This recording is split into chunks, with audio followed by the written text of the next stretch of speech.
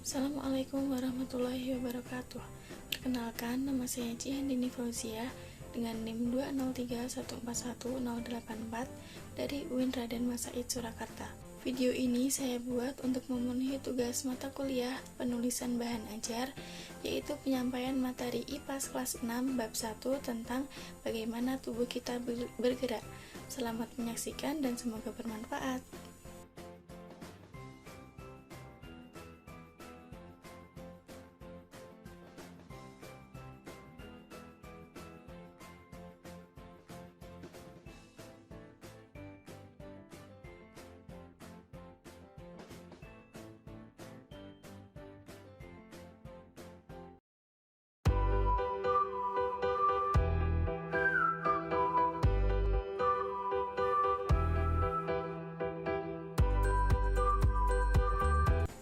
Halo anak-anak, bagaimana kabarnya? Apakah semua sehat?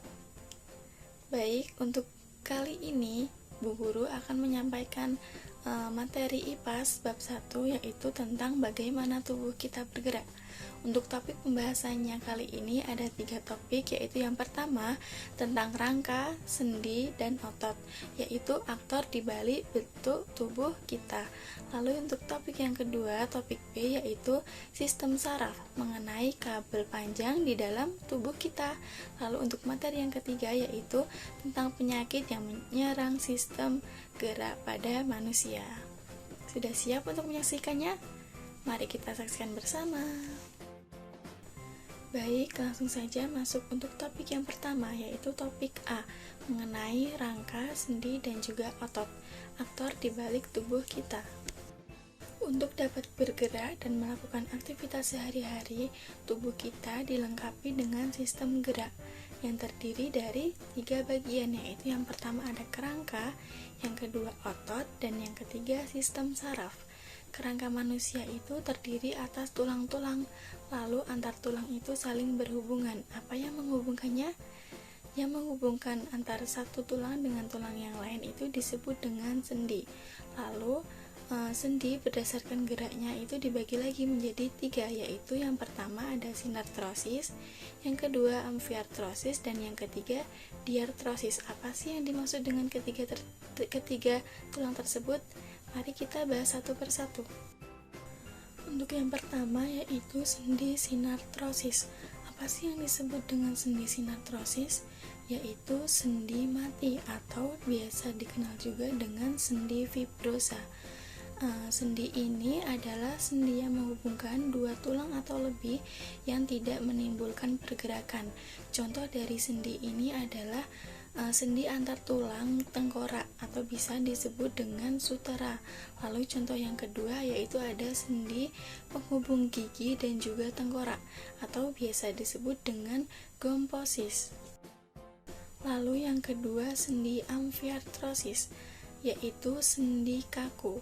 Sendi ini memungkinkan pergerakan walau pergerakannya itu terbatas. Contoh dari sendi amfiartrosis ini yaitu sendi pada ruas tulang belakang, dan juga contoh yang kedua itu pemphisis pubis pada tulang pinggul.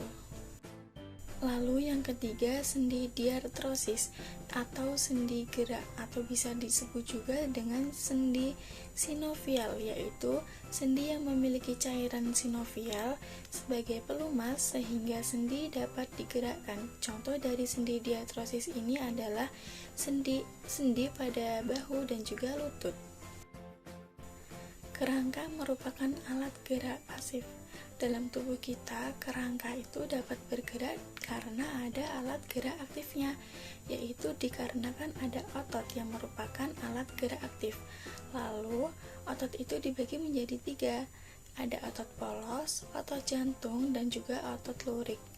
Untuk penjelasan dari masing-masing otot, kita bahas bersama-sama ya. Untuk yang pertama yaitu otot polos. Apa sih otot polos itu? Otot polos merupakan jaringan yang terbentuk oleh sel-sel otot yang bentuknya seperti gelondong dengan bagian ujung meruncing. Mekanisme kerja dari otot polos ini digerakkan oleh sistem saraf yang bersifat otomatis. Untuk yang kedua yaitu otot jantung. Otot jantung ini, sel dalam otot jantung memiliki garis-garis terang dan gelap yang disebut dengan lurik. Bentuknya silinder memanjang dengan satu inti sel di tengah, jadi bentuknya mirip otot polos namun memiliki warna seperti otot rangka atau otot lurik. Untuk otot jantung ini dikendalikan oleh sistem saraf otomatis. Untuk yang ketiga yaitu otot lurik. Otot ini memiliki garis-garis terang dan gelap atau lurik. Bentuknya silinder memanjang dan juga otot ini bekerja atas kesadaran otak. Baik, kita masuk ke topik yang selanjutnya yaitu topik B mengenai sistem saraf, kabel panjang dalam tubuh kita. Kita simak pembahasannya bersama-sama ya. Sistem syaraf termasuk sistem pada manusia yang cukup kompleks. Sistem saraf pada tubuh kita itu sangat berperan dalam keberlangsungan kehidupan kita, kehidupan manusia. Kerja panca indera dalam tubuh kita itu sangat dipengaruhi oleh yang namanya sistem syaraf. Dan fungsi dari sistem saraf sendiri itu pada umumnya terdapat 3, yaitu yang pertama, mengatur organ-organ tubuh supaya terjadi keselarasan kerja. Lalu yang kedua, menerima rangsangan sehingga tubuh dapat mengetahui dengan cepat keadaan dan juga perubahan yang terjadi di sekitarnya. Dan yang terakhir, yang ketiga, mengendalikan dan memberikan reaksi terhadap rangsangan yang terjadi pada tubuh manusia. Sistem syaraf ada yang bekerja secara sadar, namun ada juga yang bekerja secara tidak sadar. Apa sih itu bekerja secara sadar? Maksudnya sistem syaraf pada manusia itu tidak tidur atau tidak menghalangi datangnya rangsangan. Contohnya seperti saat menutup mata untuk menghalangi rangsang cahaya, atau contoh lain menutup telinga untuk menghalangi rangsang bunyi. Sistem syaraf dibagi menjadi 2, yaitu yang pertama sistem syaraf pusat dan yang kedua sistem syaraf tepi. Untuk yang pertama, sistem syaraf pusat atau SSP ini mencakup otak dan sumsum tulang belakang. Lalu yang kedua, sistem syaraf tepi atau SST ini merupakan sistem syaraf yang keluar dari sistem syaraf pusat ke bagian-bagian tubuh lainnya. Lalu sistem syaraf tepi ini dibagi lagi menjadi 2, yaitu yang pertama sistem syaraf tepi otak dan yang kedua sistem syaraf tepi sumsum tulang belakang. Untuk yang pertama yaitu sistem syaraf tepi otak. Sistem ini merupakan sistem syaraf yang keluar dari otak menuju ke 5 alat indera manusia, otot-otot tertentu dan juga kelenjar yang ada di kepala. Lalu yang kedua, sistem syaraf tepi sumsum tulang belakang. Sistem ini keluar dari sumsum tulang belakang menuju alat gerak pada tubuh manusia. Selanjutnya kita akan membahas mengenai sistem syaraf tidak sadar atau bisa dikenal dengan sistem syaraf otonom atau SSO. Sistem syaraf otonom ini mengendalikan gerak dan kerja organ dalam seperti jantung, usus, dan kelenjar-kelenjar lainnya yang mengeluarkan hormon. Organ-organ tersebut bekerja dan bergerak dengan sendirinya atau di luar kendali dari diri kita. Sistem syaraf tidak sadar dibedakan menjadi 2, bisa diperhatikan gambar di samping ya. Jadi sistem syaraf tidak sadar itu dibagi menjadi 2, yaitu syaraf simpatik dan juga syaraf parasimpatik. Kerja dari kedua bagian ini atau kedua syaraf ini itu saling berlawanan. Contohnya, syaraf simpatik itu meningkatkan detak jantung dan melancarkan peredaran darah dengan melebarkan pembuluh darah. Sebaliknya, sistem syaraf parasimpatik menurunkan detak jantung dan memperlambat peredaran darah dengan menyempitkan pembuluh darah.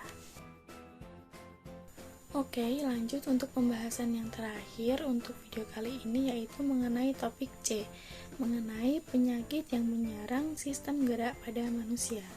Untuk pembahasannya, mari kita simak bersama. Tulang, otot, dan sistem syaraf pada tubuh manusia itu saling berkaitan satu dengan yang lainnya, meskipun memiliki fungsi yang berbeda-beda. Jika salah satunya mengalami permasalahan, maka tubuh kita tidak akan dapat melakukan aktivitas sebagaimana seharusnya. Jika tulang bermasalah, maka kita tidak akan dapat bergerak dengan normal. Begitu pula jika ada masalah pada sistem syaraf kita. Meskipun otot dan tulang kita sehat, jika sistem syaraf bermasalah, maka tubuh kita tidak akan dapat memerintahkan otot dan bergerak sesuai informasi yang diberikan oleh otak. Oleh karena itu, kita harus selalu menjaga kesehatan pada sistem gerak agar semuanya berjalan dengan lancar dan semestinya. Beberapa penyakit yang berkaitan dengan sistem gerak itu ada yang secara spesifik menyerang pada sistem syaraf. Contohnya itu ada penyakit stroke. Penyakit stroke ini merupakan salah satu penyakit tidak menular yang menyebabkan kematian terbesar di seluruh dunia, termasuk di Indonesia. Penyakit syaraf ini terjadi karena terganggunya aliran darah yang menuju ke otak akibat penyumbatan atau pecahnya pembuluh darah.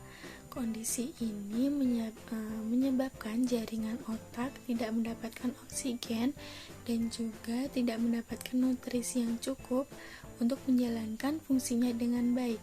Ketika sel-sel otak mulai rusak, penderita stroke ini dapat mengalami beberapa gejala seperti mati rasa pada wajah, kesulitan dalam berbicara, berjalan, dan melihat, serta sakit kepala yang hebat, bahkan dapat mengalami kelumpuhan pada sang penderita.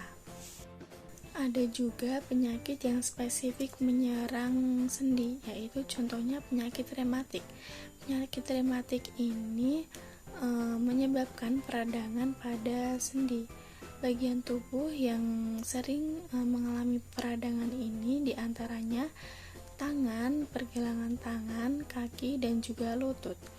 Pada tulang pun bisa terkena tumor, ada yang bersifat jinak dan juga ganas atau kanker yang dapat menyebar ke seluruh jaringan tubuh.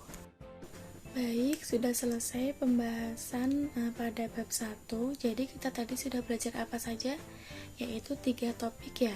Yaitu yang pertama tadi kita membahas mengenai rangka, sendi, dan juga otot. Lalu pada topik B sudah membahas mengenai sistem gerak. Dan yang terakhir di topik C kita sudah membahas mengenai penyakit yang menyerang sistem gerak. Sekian video yang dapat Ibu sampaikan. Semoga pembelajaran hari ini atau pembelajaran pada bab 1 ini dapat bermanfaat. Wassalamualaikum warahmatullahi wabarakatuh.